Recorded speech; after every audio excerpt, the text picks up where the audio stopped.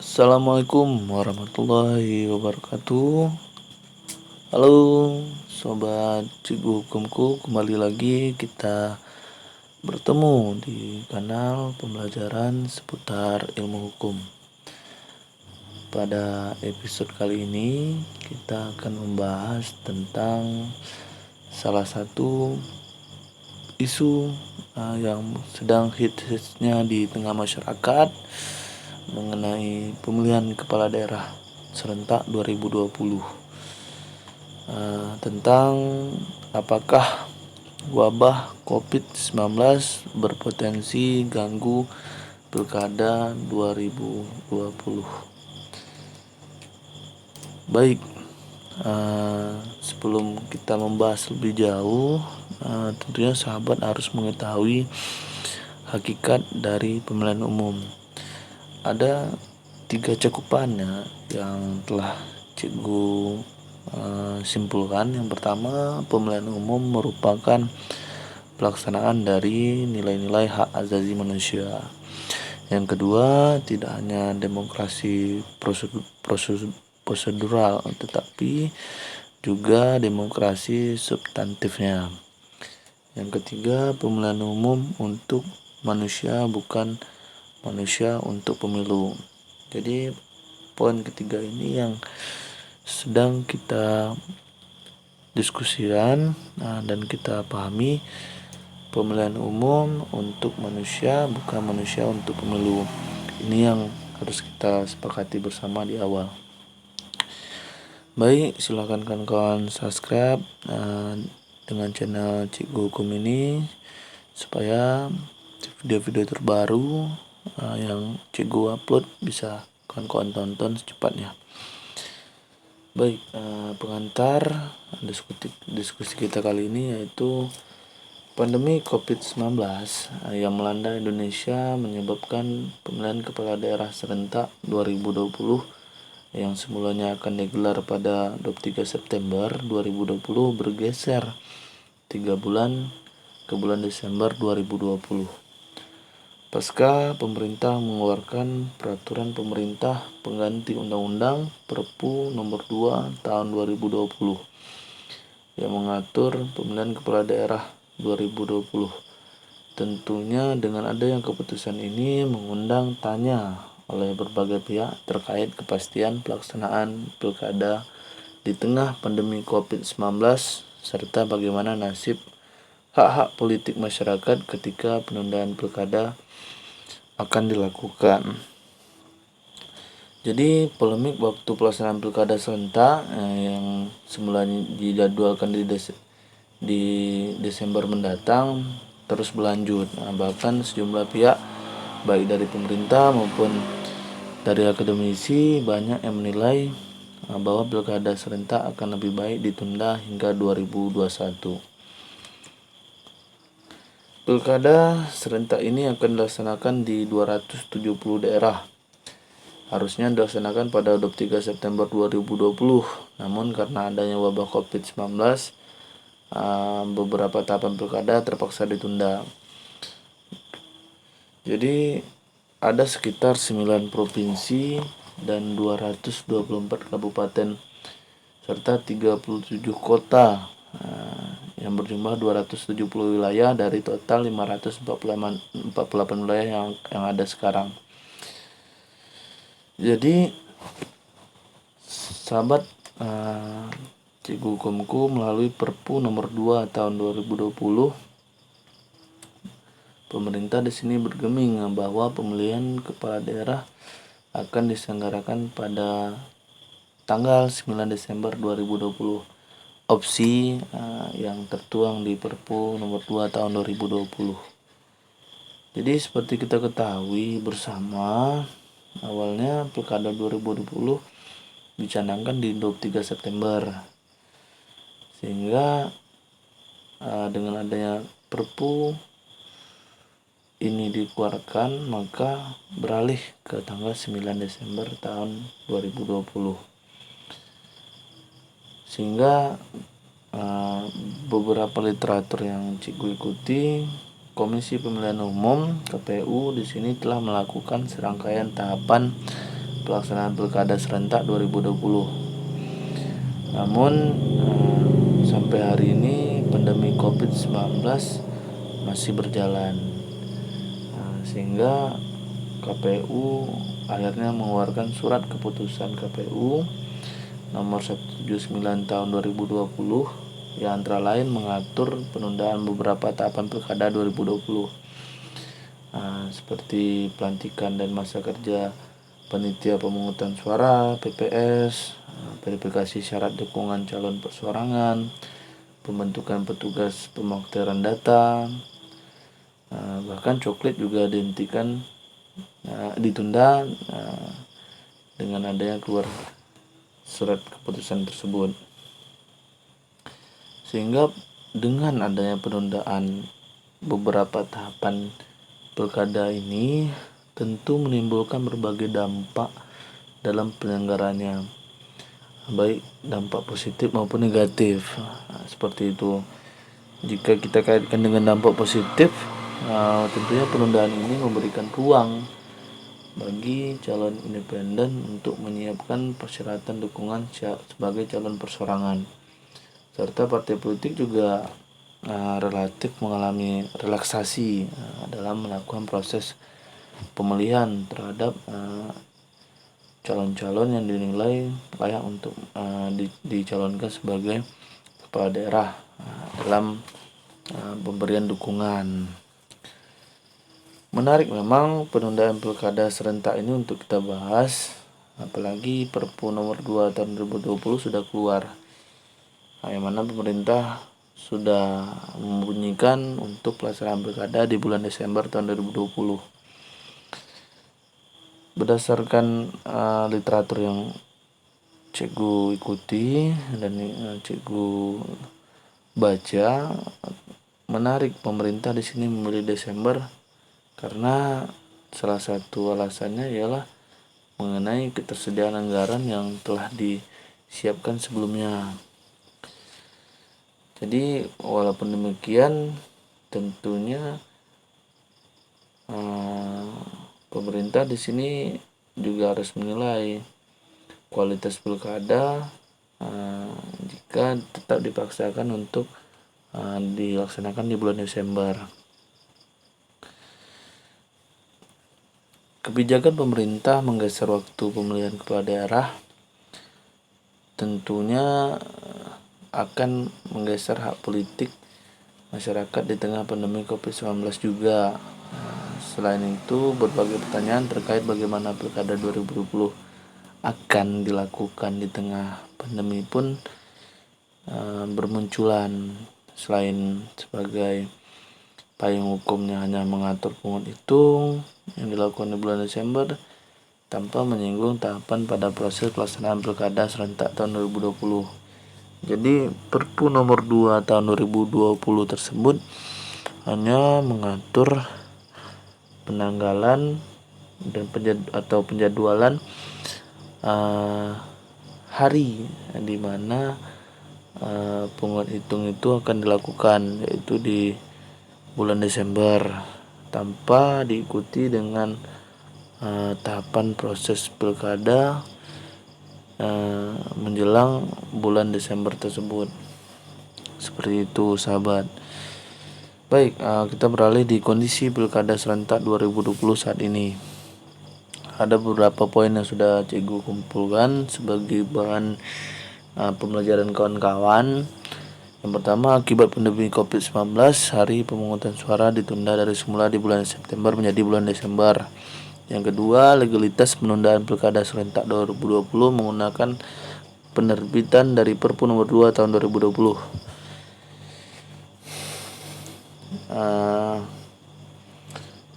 Jadi ada beberapa poin yang cikgu kumpulkan juga. Dengan adanya Perpu nomor 2 tahun 2020 ini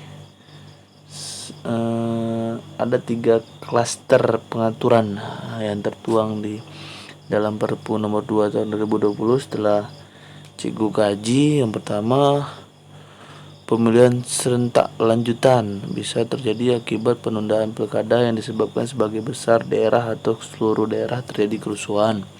gangguan keamanan, bencana alam, bencana non alam atau gangguan lainnya yang mengakibatkan sebagian tahapan penyelenggara pemilihan serentak tidak dapat dilaksanakan.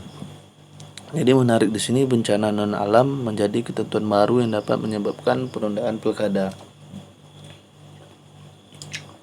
Jadi opsi ataupun muatan dari bencana non alam menjadi ketentuan baru yang dapat menyebabkan dari penundaan pilkada. Yang kedua, penetapan penundaan tahapan pelaksanaan pemilihan serentak serta pelaksanaan pemilihan serentak lanjutan dilakukan atas persetujuan bersama antara KPU, pemerintah, dan Dewan Perwakilan Rakyat. Ingat kawan-kawan, penundaan tahapan pelaksanaan ini ada 3 elemen yang harus bersama-sama duduk dan menyetujui tentang penundaan tersebut, yaitu KPU, pemerintah, dan Dewan Perwakilan Rakyat. Ya, mekanismenya pemilihan serentak lanjutan dilaksanakan setelah penetapan penundaan tahapan pelaksanaan pemilihan serentak dengan keputusan KPU diterbitkan.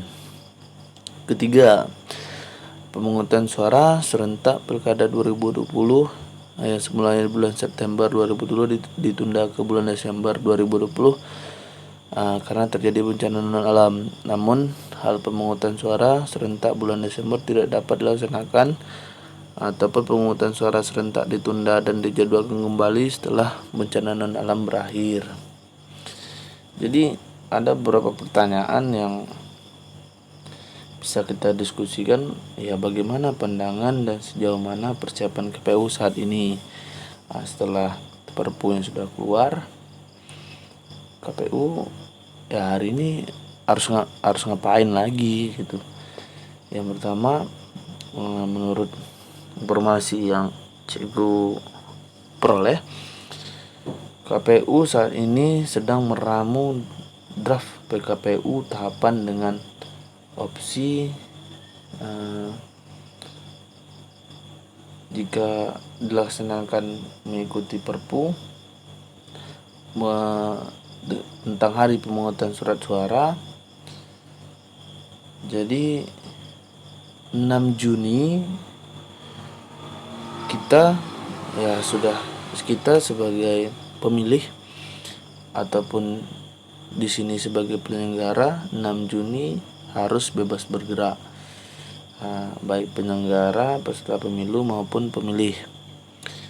Jadi perlu ditegaskan di sini, ya KPU memberikan opsi bahwa jika mengikuti Perpu tahapan pemilu 6 Juni kita juga harus bebas bergerak, atau singkatnya pandemi COVID-19 sudah membaik, seperti itu.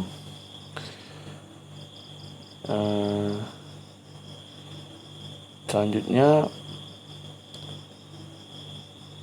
KPU di sini memberikan penjelasan syarat dari pelaksanaan bulan Desember tersebut. Yang pertama, PSBB di masing-masing daerah ataupun masing-masing wilayah sudah dicabut, seperti itu. Serta darurat pandemi COVID juga harus dicabut, maka pelaksanaan di bulan Desember baru bisa akan dilaksanakan. Selanjutnya, Perpu nomor 2 tahun 2020 mengatur jika terjadi penundaan kembali, maka ada beberapa opsi yang diutarakan. Yang pertama,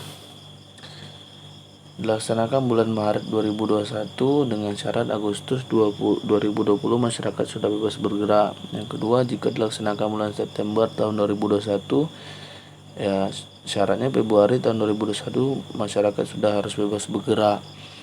Jadi seperti itu. Bukan di sini pemerintah memaksakan untuk melaksanakan di bulan Desember, tetapi KPU di sini sudah meramu dan memperhitungkan bagaimana gambaran jika pelaksanaannya tetap dilaksanakan bulan Desember. Jangan sampai dengan adanya pelaksanaan ini membahayakan dari kesehatan pemilih, seperti itu. Ya kembali lagi, kondisi COVID-19 ya harus berakhir terlebih dahulu, baru pelaksanaan pilkada tetap akan dilanjutkan. Kita beralih ke risiko jika kita tetap memaksakan untuk menyelenggarakan pemilu kada di tengah pandemi COVID-19. Menurut pandangan Cikgu, risiko memperluas penyebaran infeksi dengan adanya pelaksanaan ini. Yang kedua, risiko mengurangi legitimasi pemilu kada. Yang ketiga, masyarakat lebih memilih golput ketimbang pergi ke TPS untuk memilih, karena situasinya belum begitu membaik tentunya. Serta jika tetap akan dipaksakan, ya pengawasan ataupun pemantauan kurang efektif tentunya, berakibat ke rawan kecurangan seperti itu. Masalah dampak positif dari pelaksanaan pilkada jika dipaksakan tentunya tidak terlalu signifikan, mengingat tenggat waktu perubahan jadwal penyelenggara hanya bergeser 3 bulan saja, dari 23 September menjadi 9 Desember 2020. Cikgu di sini berpendapat dan menilai bahwa hal tersebut seakan dipaksakan, mengingat sampai saat ini kenaikan jumlah kasus positif COVID-19 masih bertambah dan jauh dari perkiraan akan berakhir. Apalagi hingga hari ini belum ada kepastian kapan pandemi COVID-19 ini akan berakhir.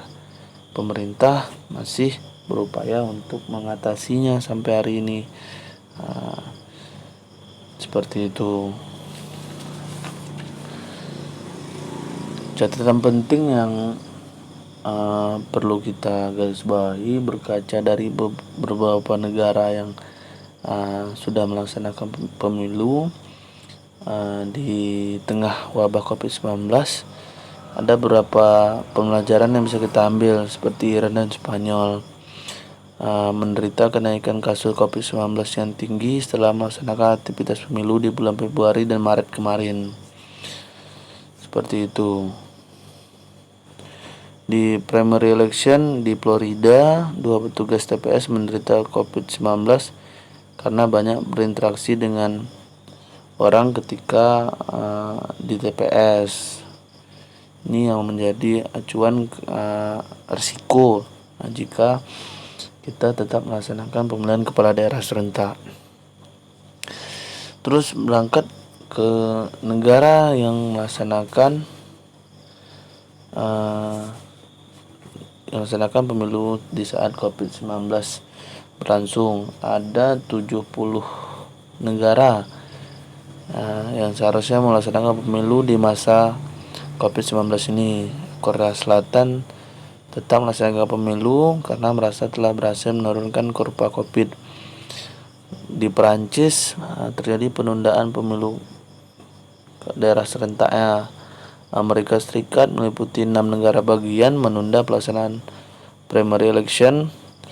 Wisconsin tetap melaksanakan dengan memperluas metode pemilihan by mail voting, seperti itu. Selanjutnya, jika pemerintah kita tetap bersikeras untuk melaksanakan pilkada, padahal sama-sama kita ketahui hari ini penanganan COVID-19 kita masih belum cukup maksimal, karena kondisi negara kita yang begitu luas memaksa pemerintah juga harus berekstra lebih untuk mengamankan dari penyebaran COVID-19 ini di wilayah-wilayah negara kita lainnya. Juga jika meniadakan pilkada 2020, Cikgu menilai opsi yang lebih baik dan bisa diambil oleh pemerintah, mengingat situasi kita sekarang ini yang belum membaik, dan berangkat lagi dana Pilkada 2020 yang Cego ikuti, hampir anggarannya 9 triliun, sejumlah kucuran dana yang bisa dimanfaatkan atau bermanfaat bagi pemulihan pasca pandemi COVID-19 ini jika pilkada ditunda terlebih dahulu. Seperti itu, agar COVID-19 selesai dan masyarakat di sini bisa menyalurkan hak politiknya tanpa ada rasa bimbang, tanpa ada rasa ketakutan di tengah wabah COVID-19. Itu sedikit pandangan Cegu terhadap kondisi Indonesia saat ini jika pemilu kada serentak tetap dilaksanakan atau ditunda terlebih dahulu. Balik lagi, belum ada kondisi kejelasan kebijaksanaan COVID-19. Data-data yang ditampilkan ke publik masih dinilai diragukan. Tidak ada kepastian kapan COVID-19 selesai. Sampai hari ini belum ada yang bisa memastikan kapan COVID-19 ini selesai. Dan kejelasan keberhasilan PSBB juga belum bisa kita lihat. Tapi sampai hari ini ya, ada beberapa daerah yang benar-benar melaksanakan PSBB. Ya, kita lihat kurva COVID-nya mulai menurun. Ada di beberapa wilayah yang dinilai berhasil dalam melaksanakan PSBB. Selanjutnya catatan pemerintah catatan Perpu nomor 2 tahun 2020. Yang pertama, pemerintah tidak membuat kebijakan dengan basis data yang jelas. COVID-19 ini masih belum terprediksi, bahkan diprediksi sampai tahun depan masih akan tetap berlangsung. Kedua, potensi pelanggaran semakin sulit dipetakan. Luput memberikan skema pemilu di masa darurat, hanya penundaan tanpa ada arahan lebih lanjut. Konsekuensi pilkada jika beririsan dengan penanganan pandemi COVID-19. Yang pertama, pemilu sebagai instrumen demokrasi konstitusional. Konsep negara demokrasi yang berdasarkan atas hukum sebagai sisi lain dari mata uang yang sama dengan prinsip negara hukum yang demokratis. Yang kedua, keseluruhan dan substansi konstitusi harus terrefleksi dalam cara kita mengolah pilkada. Asas adil bukan hanya pada aspek kompetisi peserta, tapi mutlak adil pada petugas pemilihan dan masyarakat pemilih. Sehat kompetisinya, sehat pula orang-orang yang terlibat di dalamnya. Itu yang perlu kita sepakati sama-sama. Yang selanjutnya, pilkada harus diselenggarakan sejalan dengan protokol penanganan COVID-19. Ini yang perlu digarisbawahi. Jika benar-benar pemerintah ingin tetap melaksanakan pemilihan kepala daerah, harus diselenggarakan sejalan dengan protokol penanganan COVID-19. Seperti itu. Baik, pembelajaran dari Korea Selatan, yang mana Korea Selatan ini berhasil melaksanakan pemilihan dan pemungutan suara. Yang pertama, di Korea Selatan tersebut ternyata kerangka hukumnya kompatibel dengan masa krisis yang sudah sejak lama ada. Jadi di Korea Selatan tersebut aturan tentang pemilihan umumnya sesuai dengan kaedah-kaedah di masyarakatnya, yang mana ketika kondisi pandemi COVID di sana ada, aturan tersebut sudah menyesuaikan sebelumnya, yang mana mereka juga bisa memilih lewat rumah, dan di sana alat-alat yang digunakan dalam pemilihannya sudah cukup canggih seperti itu.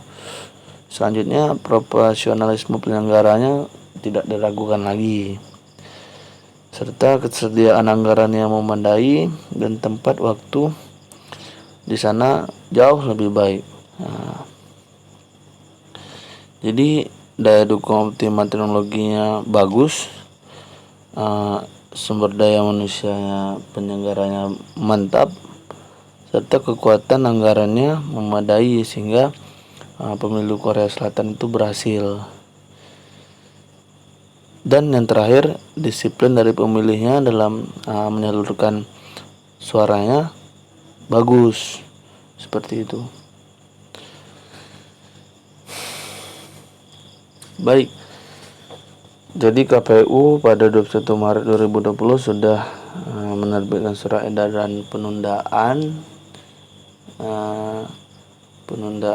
tertuang di keputusan KPU nomor 179 tahun 2020, dan ada surat edaran nomor 8 tahun 2020 tentang pelaksanaan keputusan KPU tersebut, serta dalam SE yang ditandatangani Ketua KPU Bapak Arief Budiman pada 21 Maret 2020 tersebut juga tahapan-tahapan ditunda berdasarkan pernyataan resmi dari Organisasi Kesehatan Dunia WHO terkait COVID-19 sebagai pandemi global sebagai landasannya.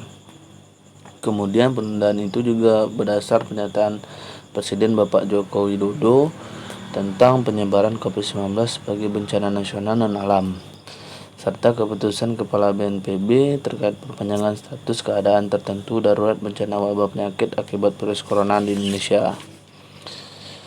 Jadi ruang lingkup penundaan meliputi seperti panitia pemungutan suara, pembentukan petugas pemuktaran data pemilih seperti yang Cikgu jelaskan di awal tadi. Jadi meskipun pada Perpu tersebut terdapat pasal, ini yang menarik nih, yang mengatur bahwa Pilkada 2020 dapat ditunda apabila situasi tidak memungkinkan.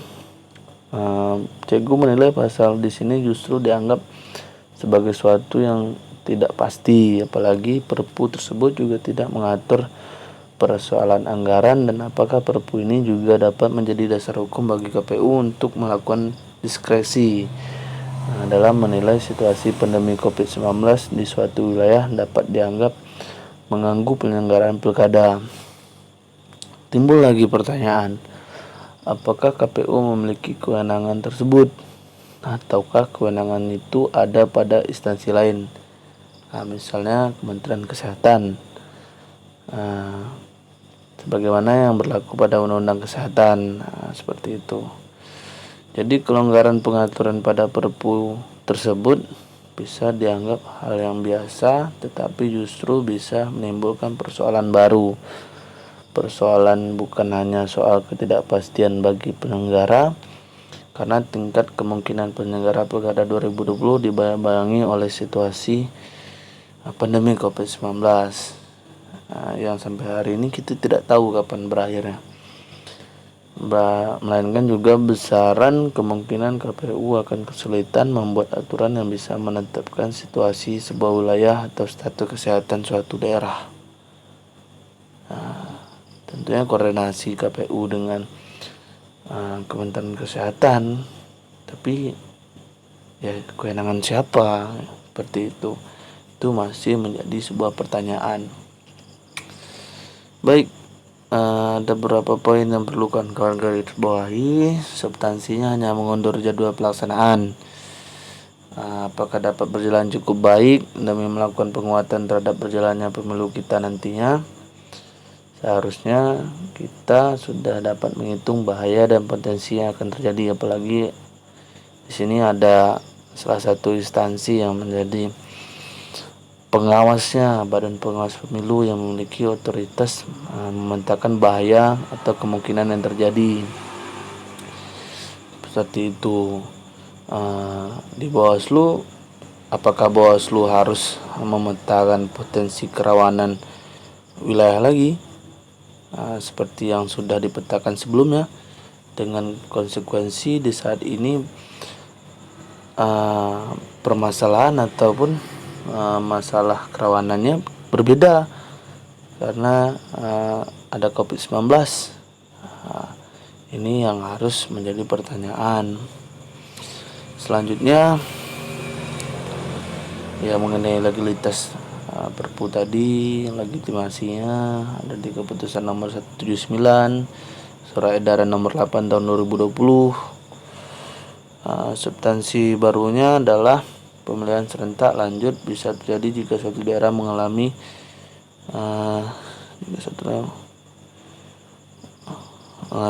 undang-undang sebelumnya hanya Perpu mengakomodir kata serentaknya sehingga harus dilakukan pemilihan serentak lanjutan.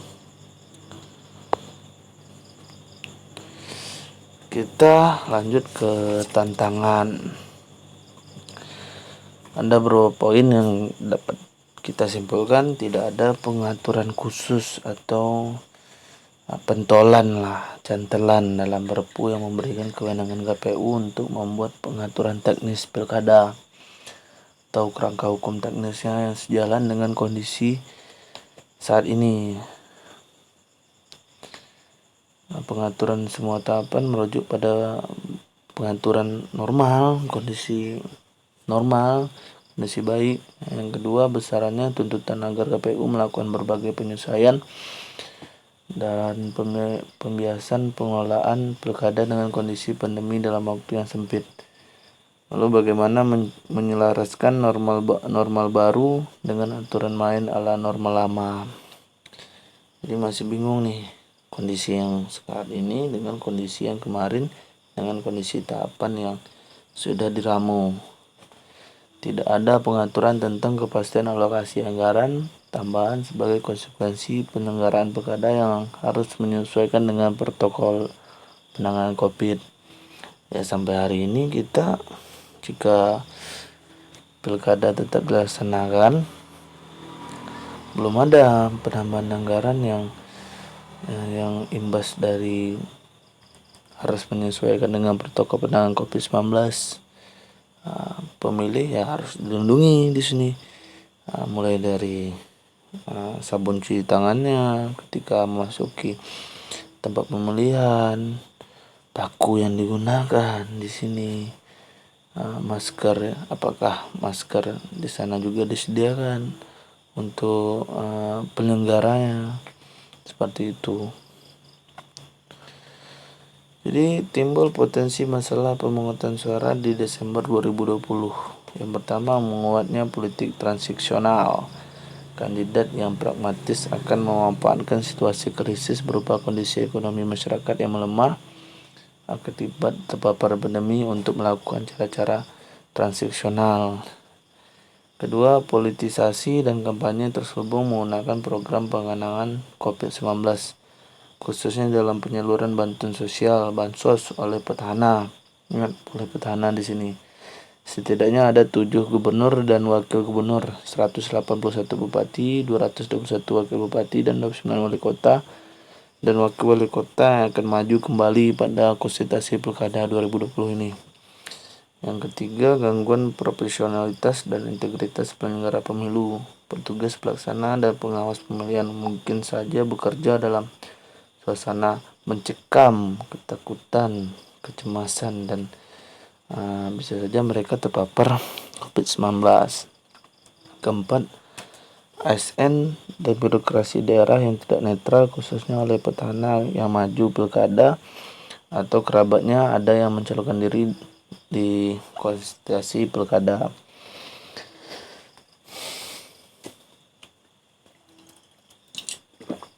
Kelima, pelaksanaan tahapan pilkada bermasalah disebabkan faktor internal atau eksternal penyelenggara pemilu, gangguan pelayanan publik, mobilitas penduduk, logistik, kekurangan anggaran, gangguan cuaca,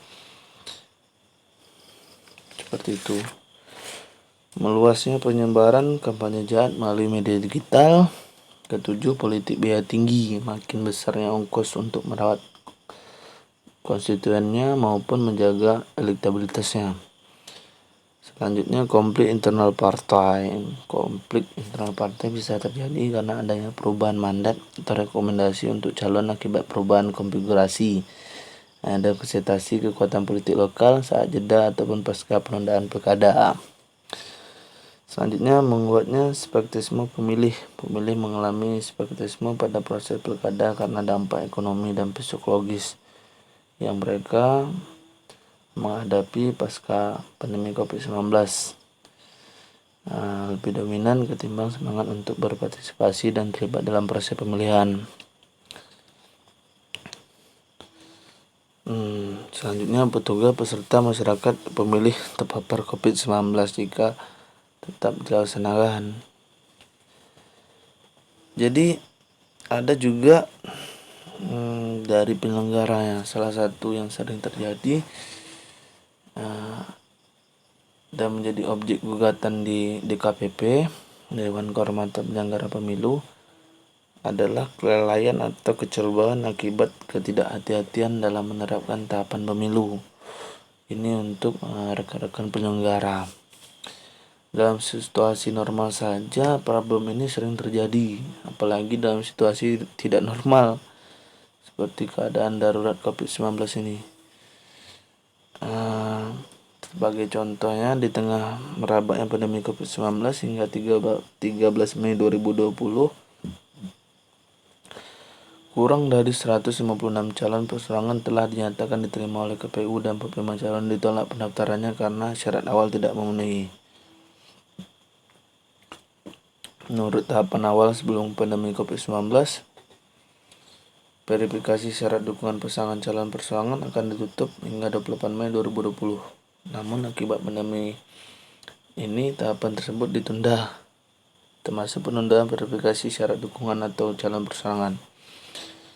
Dengan dikeluarkan Perpu tadi, ya KPU harus membuat angka verifikasi syarat dukungan tersebut yang lebih rasional. Ya, KPU harus mempertimbangkan waktu, mengingat masih banyak daerah yang sedang melaksanakan PSBB.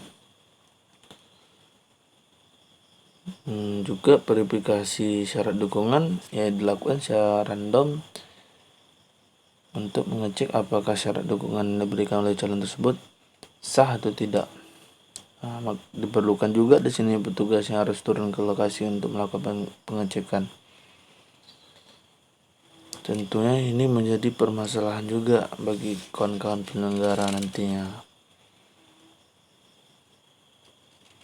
karena kembali lagi potensi tersebut potensi yang sangat sensitif, yang mana menentukan seorang calon persorangan apakah lolos atau gagal maju ke pilkada selanjutnya.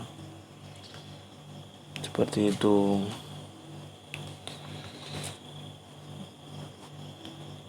Jadi apa opsi pilkada 2020? Ya, silakan kawan-kawan kasih pilihan dengan komen di bawah nantinya setelah video ini berakhir.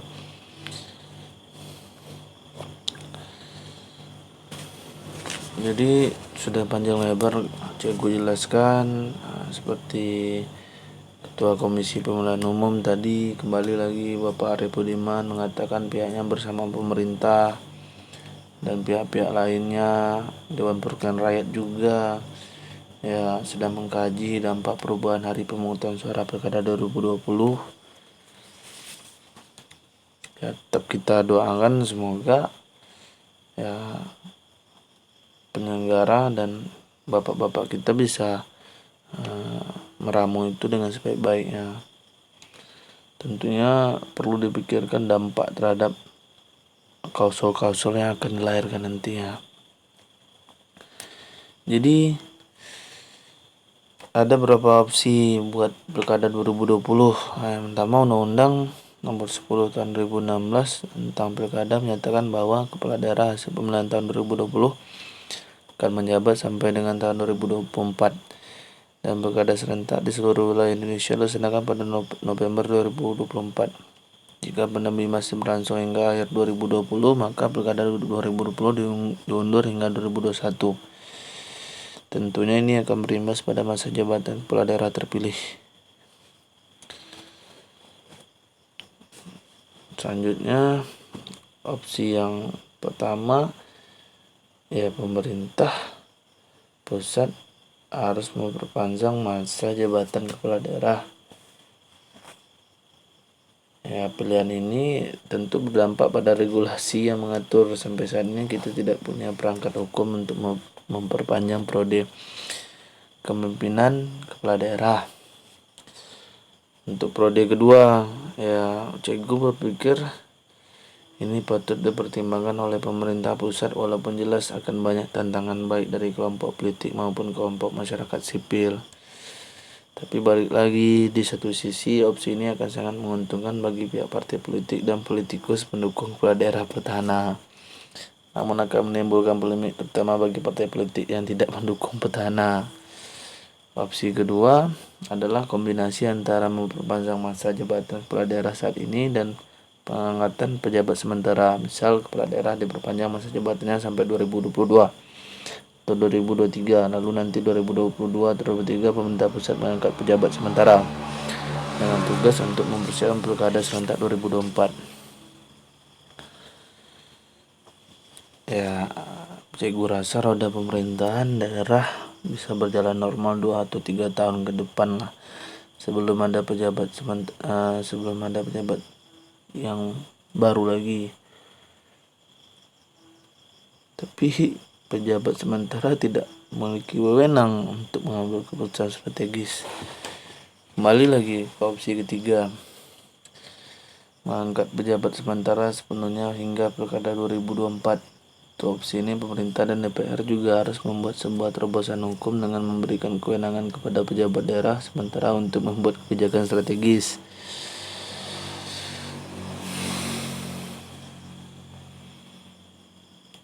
Ya, ketiga opsi yang disampaikan tentunya memerlukan sebuah terobosan hukum dan konsekuensi elit politik negeri ini.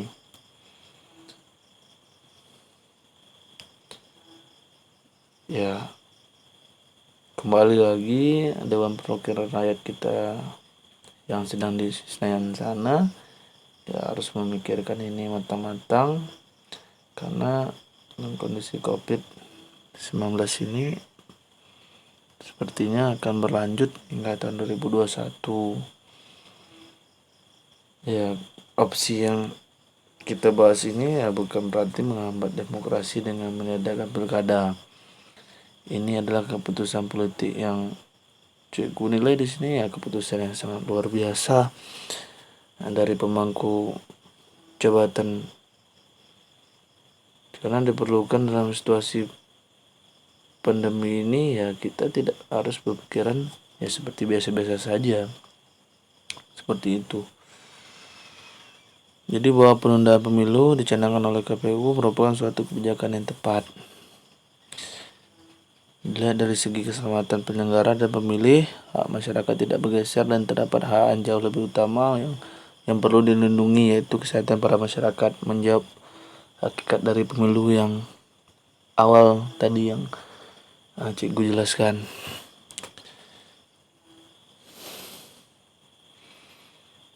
Ya, hal ini sah-sah saja karena penundaan ini juga berupaya untuk menyelamatkan kesehatan masyarakat juga para penyelenggara. Maka jika semuanya terjangkit COVID-19, maka kita tidak bisa melaksanakan pilkada 2020 dalam waktu yang panjang nanti. Seperti itu.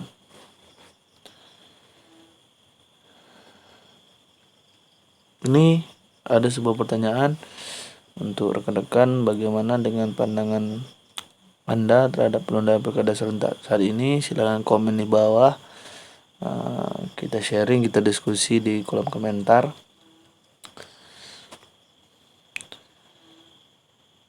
Baik, kesimpulan yang bisa Cikgu sampaikan bahwa penundaan pemilu yang dicanangkan oleh KPU, DPR dan pemerintah merupakan suatu kebijakan yang tepat karena keselamatan penyelenggara dan pemilih, hak pilih masyarakat tidak bergeser. Terdapat hak yang jauh lebih utama yang perlu dilindungi, yaitu hak keselamatan dan nilai-nilai kemanusiaan lainnya. Baik, mungkin itu yang bisa kita diskusikan kali ini mengenai isu yang sedang dibahas oleh masyarakat. Sekian yang bisa Cikgu sampaikan. Ketemu lagi. Terima kasih untuk waktu dan kesempatannya telah mendengarkan kanal Cikgu Hukumku ini. Terima kasih. Wassalamualaikum warahmatullahi wabarakatuh.